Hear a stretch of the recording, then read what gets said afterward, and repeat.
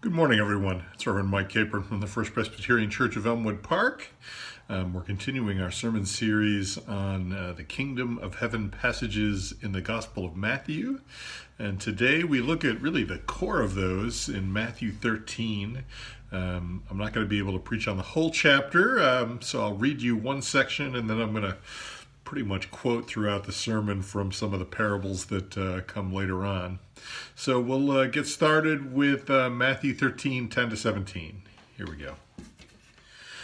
The disciples came and asked Jesus, "Why do you speak to the people in parables?" If anybody listening doesn't know, a parable is like a story you tell to make a point, and Jesus used them a lot. Jesus replied, "Because the secrets of the kingdom of heaven have been given to you, but not to them. Whoever has will be given more, and they will have an abundance. Whoever does not have, even what they have will be taken from them. This is why I speak to them in parables." And some Old Testament quotes follow, this one from the Psalms. Though hearing, they do not see. Though seeing, they do not see, and though hearing, they do not hear or understand. In them is fulfilled the prophecy of Isaiah, another quote. You will be ever hearing, but never understanding. You will be ever seeing, but never perceiving. For this people's heart has become calloused. They hardly hear with their ears, and they have closed their eyes. Otherwise, they might see with their eyes, hear with their ears, understand with their hearts, and in turn I would heal them. But blessed are you because your eyes see, and your ears because they hear. For truly I tell you, many prophets and righteous people long to see what you see, but did not see it, and to hear what you hear, but did not hear it. This ends our reading. Now, in the sanctuary today, when I lead worship, I'm going to go up to a friend and I'm going to poke them. And I'm hoping to get a good response like, "Why did you poke me?" And we'll have a little back and forth dialogue. And then I ultimately want to be able to turn and say, "Because the kingdom of heaven has come near. I've done what Jesus did. I have conveyed a message about the kingdom in a mysterious way by poking you." So, it would be fair for this person to do what Jesus' disciples did and ask me, "Why are you talking about the kingdom in a mysterious way? Why don't you just say what you mean?" And because I am not Jesus, I will give the answer that I'm trying to figure out what I mean. Really, I'm trying to figure out what Jesus meant so I can share it with all of you. And Jesus seems to have gone out of his way to be obtuse. In verses 13 and 14, Jesus tells us that most people don't understand about the kingdom and they won't ever figure it out. Though seeing, they do not see, and though hearing, they do not hear or understand. Why won't they understand? Well, it's like trying to see when there's something wrong with your eyes. It's like trying to hear when you're hard of hearing or not listening. It's like trying to love even if your heart has thick calluses on it. The message just won't penetrate, which is too bad, because if they would just see or hear or love and turn toward Jesus, he would heal them. Now pause and think about that. Right? If you receive the kingdom of heaven and turn toward Jesus, he will heal you. And that is good news indeed. Furthermore, we are fortunate. We can see what the people of Isaiah's time could not see. We can see Jesus.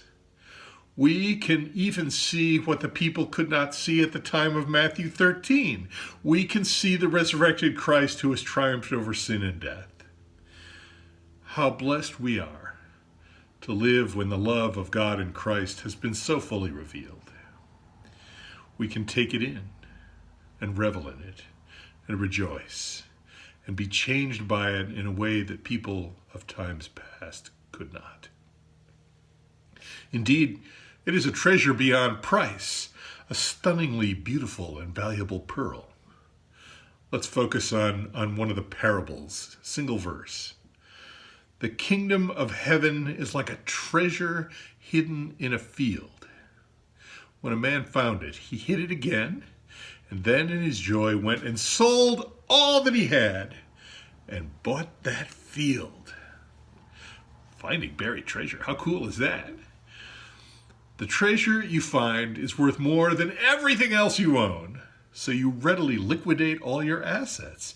You sell your house, cash out your bank account, sell your car, hold a yard sale for your possessions, and you run down and offer all the money for a seemingly worthless field. The owner is happy to sell. He has been over every inch of that field, and he certainly can't see anything special about it, because the treasure is invisible to his eyes. But you are blessed because your eyes see such wealth where others see nothing. You embrace it, you throw yourself into it, you turn toward Jesus, and you are healed. Even more crazy is the businesswoman who finds a pearl for sale. She's a professional, she knows her pearls, and this is the best, most beautiful pearl she has ever seen. Like the person with the field, she sells her jewelry, house, car, clothes, everything just to buy that one pearl. All her friends are sure she's crazy. They chide her. You can't eat a pearl. You can't keep warm with a pearl. A pearl won't keep the rain off you. She replies, oh, but with this pearl, I will never be hungry. I will never be cold, and oh, how I will enjoy the feel of the rain on my skin. And they shake their heads. They don't get it. Their hearts have too many calluses, and they are too concerned for their routines and their comforts. My friends, the kingdom of heaven is expensive. Let me try my own parable. Jesus is having a yard sale. The kingdom of heaven is sitting there on a card table. You go and pick it up and look at it. Finally you ask, how much is it? In reply, Jesus asks, how much you got? Uh-oh. Whatever the kingdom of heaven is, it is valuable. You actually don't have enough to be able to make a fair offer, but that's okay. Jesus will give you a bargain. He says, special deal just for you. Just give me everything you have and I'll give you the kingdom of heaven. Somehow, the act of paying for it is valuable. Did you know that anybody can become an ordained minister? Last I heard it was like, $25 online, and you can be instantly ordained by the Universal Life Church or one of their competitors. So why did I spend 3 years of education and a year of chaplaincy and do a bunch of Presbyterian paperwork to get ordained? Because the act of paying for it in terms of time, money, effort, and even quitting my job and moving to another state was transformative. Paying for it was an act of worship. It was a sacrifice. It meant something. It prepared me. I drew closer to God, and God has blessed me, and I've grown as a result. Now, of course, not everyone is called to do exactly what I did. I'm not trying to recruit you all to become ministers. But I am asking you to not try to live the life of faith on the cheap. If someone comes into a church and wants to know what the absolute minimum they have to do is, well, then I know we have someone who's on the wrong track. They are probably acting out of some vague desire to be guaranteed a slot in heaven. They would like a reservation, an assigned seat, that's all. Don't tell me anything more than that. Let's nutshell this, get to the bottom line. Give me the Cliff Notes version of the gospel, please. It's really kind of amazing how people think Christianity is only about what happens to you after you die. In preparing the sermon, I made a Facebook post about the kingdom of heaven in Matthew, and I was really surprised that the vast majority of people seem to assume that the kingdom of heaven had to do with whether you go to heaven after you die or not. Even some clergy who ought to know better. It's actually amazing how little time Jesus spends on the topic of what happens after we die. He does talk about it, and what he says is really important, but it's a small percentage of the Gospels. And what Jesus does say about it is usually also in the form of parables, like Matthew 25 with the sheep and the goats that we read last week. One of our parables for this week touches on the subject, the parable of the net. It goes like this. The kingdom of heaven is like a net that was let down into the lake and caught all kinds of fish. When it was full, the fishermen pulled it up on shore. Then they sat down and collected the fish in baskets. The good fish went into the baskets, and they threw the bad away.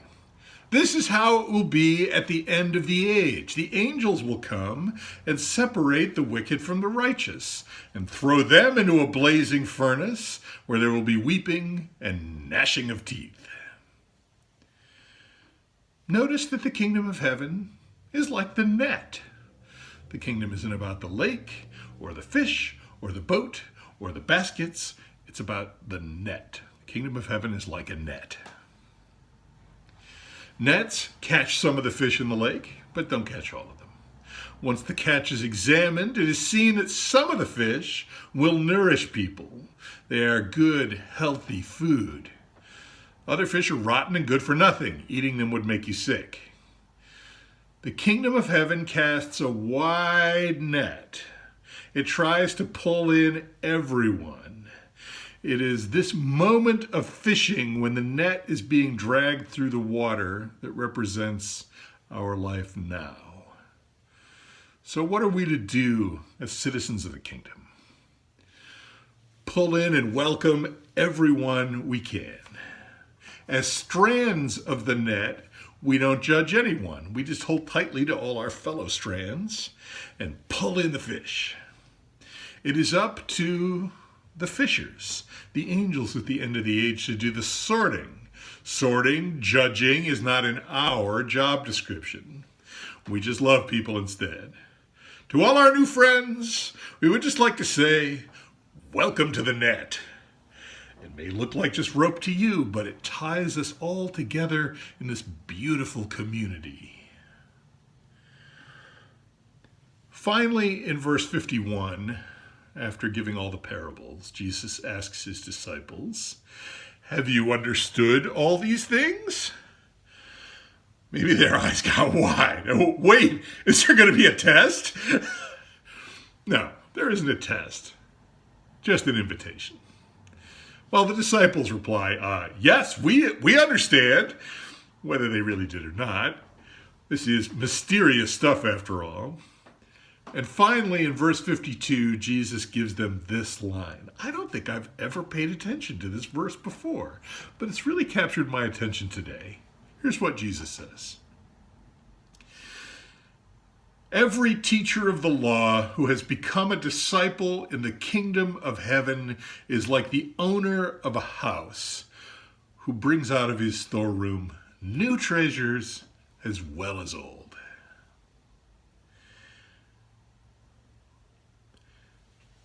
It's not worthless to have book learning, to have head knowledge of the Bible, to have been raised in the church, to know the songs, to understand the tradition. But information alone will not get you into the kingdom. But, says Jesus, if you have information or head knowledge and you become a disciple in the kingdom of heaven, well, that is just plain awesome. You are like someone who can pull out brand new high-tech treasures, the latest thing, and you can pull out the loveliest and best antiques and tell stories about how they came to you. It is the best of both worlds. If only the Pharisees, with all their knowledge of the tradition, could have realized that, well, they could have had it all. But But they wouldn't. They saw Jesus' invitation as a threat, and they got smaller and curled in themselves to protect what they had. They weren't willing to pay a great price for the kingdom. And it's sad. It's just sad. But we could do it. I pray that we do. It may be costly, but it is worth the price.